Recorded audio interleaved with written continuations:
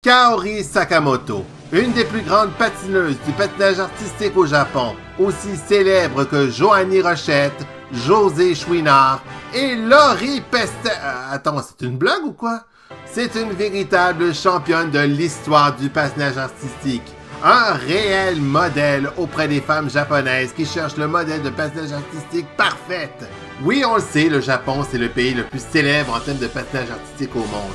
Tellement que les Japonais misent tellement sur cette discipline, tellement que la compétition finale se déroule à Tokyo à chaque année. Aucun Canadien et Américain n'a réussi à les vaincre. Peut-être sauf au hockey, mais ça c'est une autre histoire. Bref, c'était clair et certain qu'ils allaient faire des animés sur ce thème. Et évidemment, lorsque vous avez cliqué sur ce lien, la première chose qui vous est venue en tête, c'est l'animé Yuri on Ice. Cet animé LGBTQ+, qui a plu à toute une génération, est devenu aujourd'hui l'animé de patinage artistique des plus célèbres. Même les patineurs japonais dansent sur la musique de la série.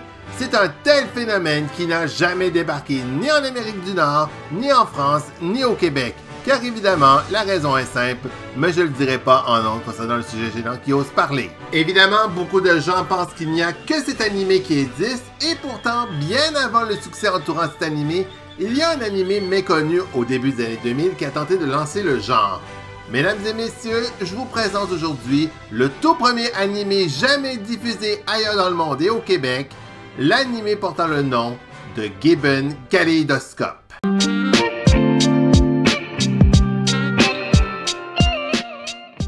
Gibbon Kaleidoscope est d'abord un manga de Rei Kaibara qui sera porté en série animée en 2005. L'histoire est la suivante. Sakurano Tazusa, sérieusement, quel nom japonais long. Par ailleurs, ça me fait drôlement penser à une autre idole japonaise, à savoir Sakurano Ohara. Un jour, je vous en parlerai un peu plus d'elle. Bref, est une championne de patinage artistique japonaise. Pendant une prestation, elle rate sa figure et fait une chute et tombe sans connaissance. Au même moment, un aviateur montréalais, Pete Pump, loupe sa figure acrobatique et se crash. Ainsi, il meurt. Arrivé au paradis, il apprend qu'il n'y a plus de place là-bas.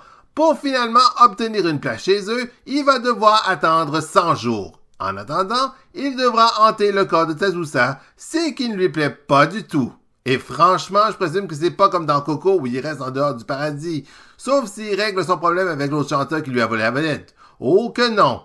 Bref, en gros, dans l'animé, Tazusa tentera par toutes sortes de raisons possibles de démolir la vie de Pete Pump pour qu'il sorte de son corps, en buvant de la sauce piquante, en prenant un bain brûlant, en mangeant des tomates. Bref, Tazusa devient au final un personnage en elle-même qui devient autant drôle qu'insupportable. Mais au fur et à mesure de la série, Tazusa et Pete commenceront une drôle de relation où Tazusa comprendra les problèmes de Pete, de cette dernière ainsi.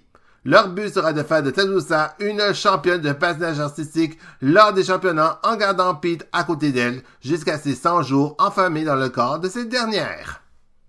L'animé est réellement magnifique. Cependant, la production de l'animé a été faite dans le studio Karakou et apparemment, ils ont fait quelques séries Transformers et la série Mermaid Melody. Et apparemment, ils ont fait aussi Girls and Panzer qui a bien marché et ils se sont éteints en 2017 avec Princess Principles. Donc, dommage qu'on ne les connaissait pas assez à l'époque. Apparemment, le studio a été racheté par la société Actas, puis aujourd'hui par Bandai Namco depuis. Malheureusement, l'histoire en gros n'aura pas de fin. En général, Tazusa et Pete vont continuer leur aventure dans le patinage artistique, mais nous verrons jamais la fin. La série a duré au total que 13 épisodes et personne s'en souvient. La série fut également doublée en anglais et diffusée uniquement chez Animax en Asie du Sud-Est. Cependant, elle est restée inédite à Montréal et au Québec, car si le personnage de Pete Pump est canadien et montréalais, personne ici ne s'en souvient. Et c'est regrettable qu'une telle série animée japonaise n'a pas connu de succès nord-américain, même pas une diffusion sur YTV et en français à Radio-Canada en plus. Bref, ça faisait longtemps que je voulais vous en parler, car malgré mon âge, j'ai toujours été un fan de patinage artistique au lieu du hockey sur glace. Ma mère, ma sœur et moi regardons le patinage artistique avec beaucoup d'écoute et on se cachait dans les oreillers pour pas voir les gens tomber. Même à l'adolescence, j'ai voulu me lancer dans le manga avec un animé au doux nom de Dazumi et Frank, mais j'ai jamais réalisé ce rêve depuis. Et disons-le, ça faisait longtemps que je voulais aborder cette série japonaise dans mes vidéos, suite au décès de ma regrettée sœur. Évidemment, je ne vais pas finir cette vidéo sans vous donner d'autres séries sur le patinage artistique au Japon, car je ne vais pas arrêter cette vidéo sur une note triste. Il existe également l'adaptation d'un jeu vidéo japonais, abordant les 3 genres que les petites filles aiment. Si vous aimez les idoles japonaises qui chantent, les Magical Girls et le patinage artistique, la série animée Pretty Read Aurora Dreams est fait pour vous. Moi, j'y surnomme les Patistars, mais c'est le nom que j'ai inventé pour les surnommer, alors faites-vous-en une idée. Imaginez des patineuses qui chantent, qui dansent et qui font des culbutes extraordinaires. Et vous avez là la série de votre rêve. La série fut exportée uniquement lors de la saison 1 en Italie et elle n'a jamais débarqué en Amérique du Nord. Et c'est dommage que la série n'ait pas connue ailleurs dans le monde, car la série serait devenue culte ici. Et prochainement, en 2025, on aura un nouvel animé japonais sur le patinage artistique avec la série Medalist qui réellement vaudra le détour l'an prochain.